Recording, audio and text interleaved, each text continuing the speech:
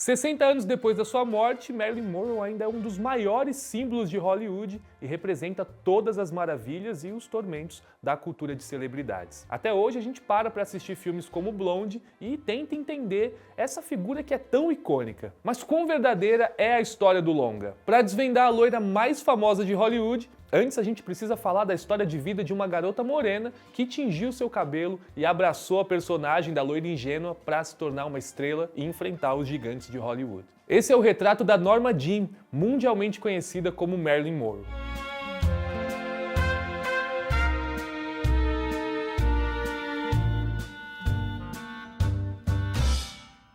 Antes da gente começar, aproveita e curte o vídeo, se inscreve no canal e clica no sininho para não perder nenhuma novidade sobre cultura pop. It's different with me. I've been on my own since I was 15. This show is my big chance.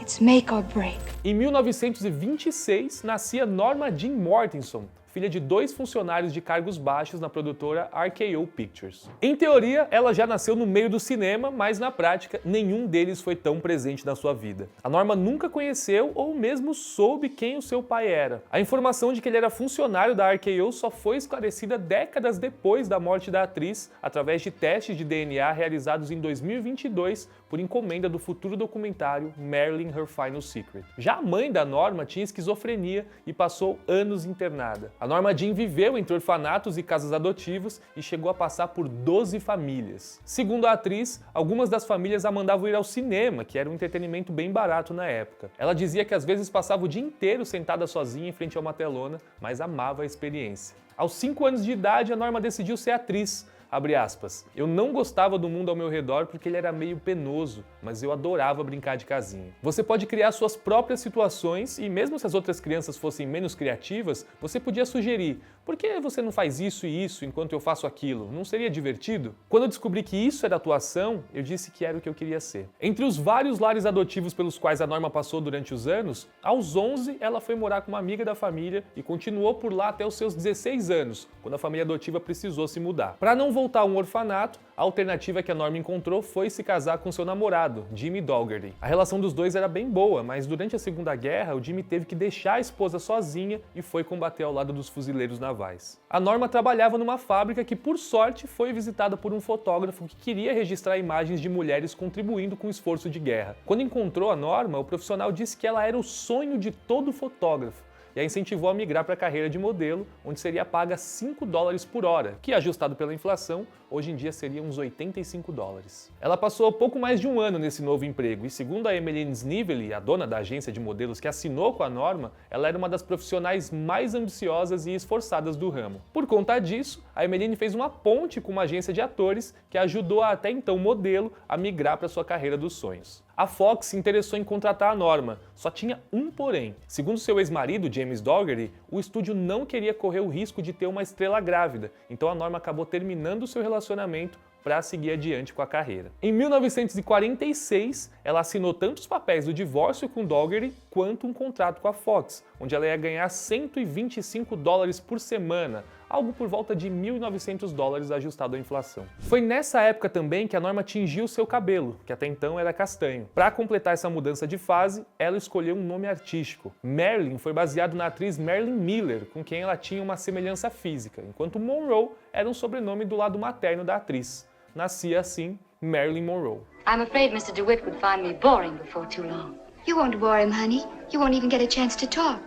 Um dos exemplos mais significativos desse momento inicial da carreira de Marilyn foi em A Malvada, um filme de 1950 que a rendeu bastante reconhecimento. Essas pequenas participações foram se tornando cada vez maiores e, nos anos seguintes, a atriz começou a ser escalada em papéis de destaque. Entre 1953 e 54, ela estrelou filmes que fizeram muito sucesso pelo mundo inteiro e ajudaram a construir a fama da Marilyn Monroe, incluindo os clássicos Como Agarrar um Milionário, O Mundo da Fantasia e, principalmente, Os Homens Preferem as Loiras. Nesse último caso, a Marilyn recebeu $500 por semana, enquanto a sua co-protagonista, Jane Russell, recebeu $200 mil pelo filme. A Marilyn ficou frustrada com a situação porque nem um camarim próprio ela tinha, mesmo sendo a loira de Os Homens Preferem as Loiras. O estúdio argumentava que a situação dela era justa, porque ela ainda não era uma estrela. Bom, não era bem isso que o público via nas telas. But square cut or pear shape, these rocks don't lose their shape.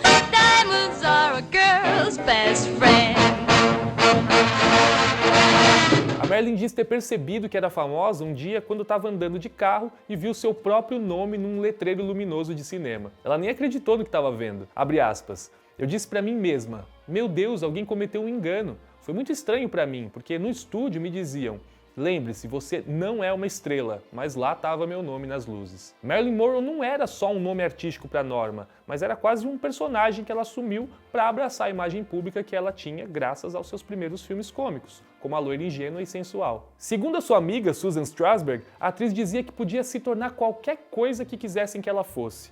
Mas em 55, ela já estava cansada de ser vista dessa forma e estava disposta a se tornar uma atriz séria. Ela estudou no Actors Studio, uma prestigiada e exclusiva instituição formada por vários profissionais gabaritados da indústria. Por lá, ela fez uma pausa na carreira com o objetivo de refinar sua técnica nas artes cênicas. Esse foi o primeiro passo numa mudança de postura da atriz, que pouco depois decidiu tomar uma atitude que até então parecia impensável.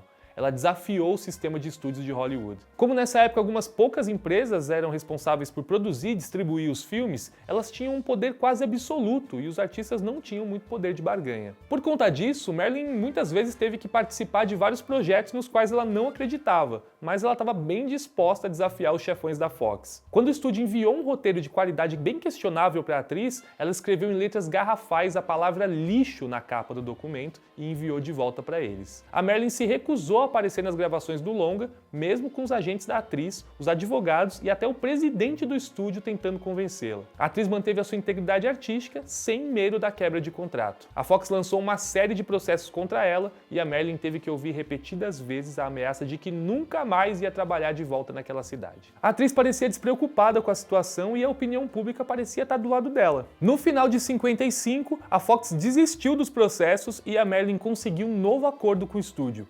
Agora ela ia ganhar $100 mil por filme e ia participar das decisões criativas, tendo o poder de vetar o roteiro, a escolha do diretor e até do diretor de fotografia. A Marilyn também criou a sua própria produtora, simplesmente chamada de Marilyn Monroe Productions. Ela se tornou a segunda mulher da história de Hollywood a comandar uma produtora e fez filmes como Nunca Fui Santa e O Príncipe Encantado, que deram margem para mostrar mais profundidade no seu trabalho como atriz.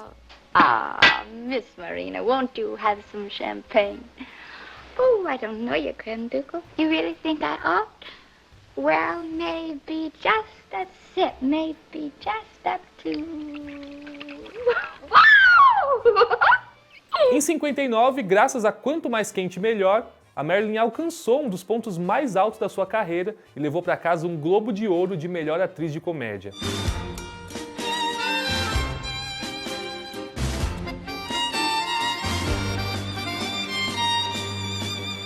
O seu último longa foi Os Desajustados, que contava a história de uma mulher recém-divorciada. O roteiro foi escrito pelo seu até então esposo, o Arthur Miller, mas, ironicamente, o rompimento do casamento aconteceu durante a produção e eles se divorciaram no mesmo ano de lançamento do longa, 1961. Apesar desse drama pessoal, o resultado do filme foi uma das melhores performances na carreira da atriz. Never had anybody much. Here I am. Well, you had your mother, didn't you?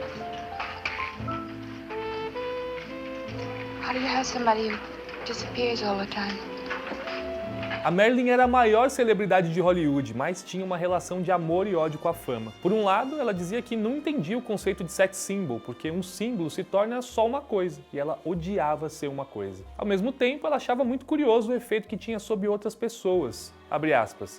Eu percebo que algumas pessoas querem saber se você é real. Os adolescentes e as criancinhas se iluminam quando me encontram e não vem a hora de contar para os seus amigos. Os homens eu passo por eles e eles assoviam. Primeiro eles pensam, é uma garota loira e ela não tá fora de forma. Até que eles se tocam, meu Deus, é a Marilyn Monroe. Esses momentos são bons, as pessoas saberem quem você é e sentir que você significa algo para elas. A Marilyn era uma pessoa muito mais complexa do que a sua figura pública da loira exuberante aparentava. Pessoas próximas diziam que ela usava nomes falsos e disfarces para encontrar os seus amigos. Fazia piadas autodepreciativas e gostava de pregar peças nos outros. Bom, mas por trás das câmeras, a Marilyn também se tornou uma pessoa bem difícil de lidar. Aquela imagem de trabalhadora esforçada desapareceu nos últimos anos da sua carreira, e ela passou a sempre se atrasar para os compromissos profissionais. Ela chegou a justificar isso publicamente. Abre aspas, as pessoas pensam que eu me atraso por ser arrogante, mas eu acho que é o oposto de arrogância. A questão principal é, Eu quero estar preparada e quando chegar lá fazer uma boa performance ou o melhor que estiver ao meu alcance. Muitas pessoas chegam na hora e não fazem nada. Mas os atrasos eram só um dos vários problemas da atriz. Em sua vida pessoal, ela enfrentava vícios em pílulas, insônia, endometriose, instabilidade emocional, transtorno de personalidade borderline e até gagueira. Quando criança, a Norma gaguejava e conseguiu superar com a ajuda de uma fonoaudióloga que a ensinou a falar de uma forma mais sussurrada,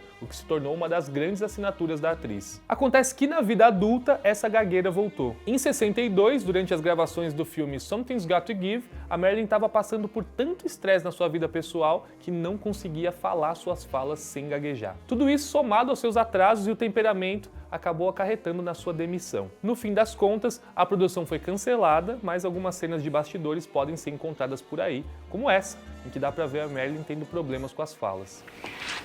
It takes me 2 seconds. It's taken... You've had 2 days. Sorry, George, but we can do it. No mesmo ano, rolou um dos momentos mais marcantes da atriz, quando ela cantou parabéns para o presidente Kennedy com uma voz especialmente sensual, que levantou vários rumores de que os dois tinham um caso. Segundo a irmã de Arthur Miller, a Marilyn cantou dessa forma porque estava atrasada e precisou entrar às pressas num vestido apertado. Então aquele tom de voz não era de sensualidade, mas sim de ofegância. Happy birthday, Mr. President. A suposta relação entre a Marilyn e o Kennedy marcou a imagem da atriz para sempre, ao ponto de existirem até algumas teorias de que ela teria sido morta pelo FBI para esconder algum segredo dos Kennedy. A situação da morte da Marilyn realmente tem alguns elementos que até hoje não têm explicação. A atriz foi encontrada com o telefone na mão. A empregada doméstica dela mudou seu relato algumas vezes. Um genro do presidente tinha feito repetidas ligações para a casa da Marilyn e o agente dela afirmou que a morte tinha sido às 10h30 da noite, enquanto ele estava no teatro nesse horário. Durante os anos, não foi encontrada nenhuma prova que corroborasse com as teorias de que ela teria sido assassinada. Mas não só isso. Segundo o ator Ralph Roberts, amigo próximo da Marilyn, ela confessou que de fato teve um caso com o presidente, mas isso só aconteceu durante o final de semana do seu aniversário e não foi uma relação recorrente, como é sugerido em vários lugares, incluindo no filme Blonde. O mais provável é que as teorias sejam só teorias mesmo. Na prática, tudo indica que a situação emocional frágil da Marilyn e o acúmulo dos seus problemas de saúde a levaram ao limite e, infelizmente, ela tirou a própria vida aos 36 anos. No notes were found, but since the actress was known to have been depressed of late, a deputy coroner listed the death as an apparent suicide, pending completion of an autopsy. Police say they are not so sure that death may have been accidental. Década após década, o fascínio pela Marilyn Monroe não diminuiu e já foram escritos mais de 300 biografias e artigos sobre a sua vida, sem contar os filmes. A espetacularização da vida da atriz não acabou depois da sua morte e algumas dessas biografias e cinebiografias, por melhores que sejam, nem sempre são tão exatas sobre a sua história. Blonde mesmo é baseado num livro fictício que a Joyce Carol Oates escreveu com o objetivo inicial de falar de uma adolescente comum que se transforma numa estrela e só no finalzinho da história ela revelaria que a garota é a Marilyn Monroe.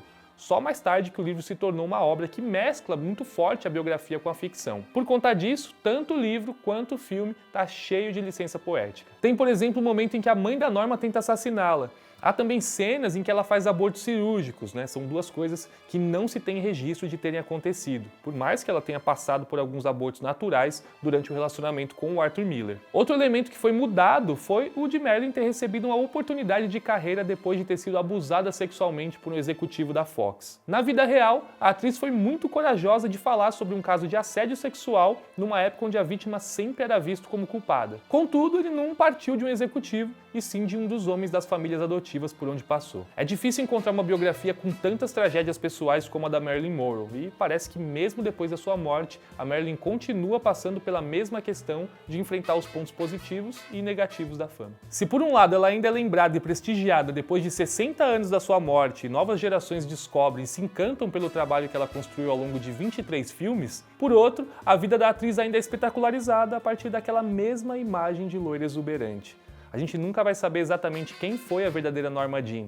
O que a gente sabe é que ela foi uma figura muito mais complexa do que aparentava. Marilyn Monroe foi uma garota de origem humilde que, mesmo com tantos traumas e doenças, decidiu desafiar Hollywood e venceu como muitos poucos artistas venceram. E você, gostou de Blonde? Achou que o longa pesou a mão na ficcionalização da Marilyn Monroe ou você gostou do jeito que ele dramatiza a vida da atriz? Deixa aí pra gente nos comentários e não se esquece de curtir o vídeo, clicar no sininho e assinar o canal. Tchau e até o próximo retrato.